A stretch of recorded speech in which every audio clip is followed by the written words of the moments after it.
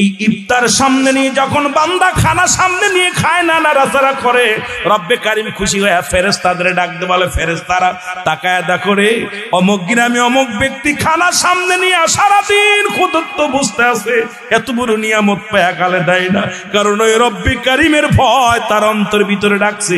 এই সময় তার দোয়া আল্লাহর দরবারে কবুল হয়ে যায়, জোরে বলা যাবে না মারহাবা। সুতরাং একটু ছোট পারলে দোয়া করবেন, হাত উঠায়, রব্বানা জালামনা আনফুসানা ওয়া ইল্লাম তাগফির লানা ওয়া তারহামনা লানাকুনান্না মিনাল খাসিরিন।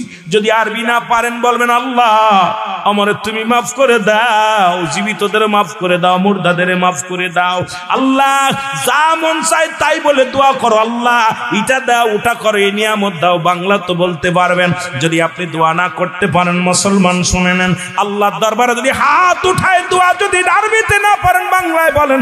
বাংলায় না বললেও আপনি মন থেকে বলেন, আল্লাহ আমি পাপী, আমি গুনাহগার, তোমার নিয়ামত নিয়ে সামনে বসেছি, হাত উঠায় দিলাম তোমার দরবার, আল্লাহ তুমি দয়া করো, তুমি রহমত দান করো। জোরে জোরে বলেন মারহাবা।